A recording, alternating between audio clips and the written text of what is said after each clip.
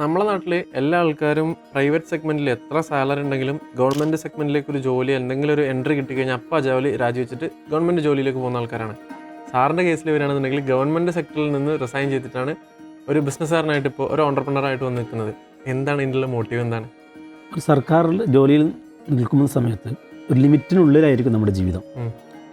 നമ്മൾ സ്ഥിരമായിട്ട് രാവിലെ പോകുന്നു, വൈകുന്നേരം തിരിച്ചു വരുന്നു, മാസ്റ്റർ റിപ്പോർട്ട് കൊടുക്കുന്നു, ശമ്പളം ലഭിക്കുന്നു. നമ്മുടെ ജീവിതം മുഴുവൻ അങ്ങനെയായിരിക്കും. ഒരു ലിമിറ്റിനുള്ളിൽ മതി വളർച്ച എന്ന് ആഗ്രഹിക്കുന്നവർക്ക് അത് മതി. പക്ഷെ നമ്മൾ അതിനപ്പുറത്തേക്ക് വിശാലമായിട്ടുള്ള ഒരു ലോകത്തേക്ക് പ്രവേശിക്കണമെന്ന് വിചാരിച്ചപ്പോഴാണ് നമ്മളതിൽ രാജിവെച്ചത്. അതേ സമയത്ത് അപ്പോൾ തന്നെ പലരും പറഞ്ഞിരുന്നു, നിങ്ങൾ തൽക്കാലം ലീവ് എടുത്താൽ പോരെ. പക്ഷെ അതും പറ്റില്ല. കാരണം നമ്മളൊരു പുഴയിലേക്ക് എടുത്ത് ചാടിയാലേ നമ്മൾ നീന്തുള്ളൂ. ആ കംഫർട്ട് സോൺ ഇങ്ങനെ നിൽക്കുമ്പോൾ നമ്മളെപ്പോഴും ഒരു അരികിലൂടെ ഇങ്ങനെ ചാടാൻ മടിച്ചുകൊണ്ട് കളിക്കും. ചാടിയാൽ നീന്തേണ്ടി വരും. അങ്ങനെ ഒരു അവസ്ഥയിലാണ് നമ്മൾ അതിലേക്ക് എടുത്ത് ചാടിയത്. അതിന് കൂടെ തന്നെ നമ്മുടെ ഒരു ആഗ്രഹം കൂടിയായിരുന്നു, ഒരു ശമ്പളം വാങ്ങുന്നതിന് പകരം ശമ്പളം കൊടുക്കാൻ സാധിക്കണമെന്നൊരു ആഗ്രഹം, ഒരു ഡ്രീമായിരുന്നു.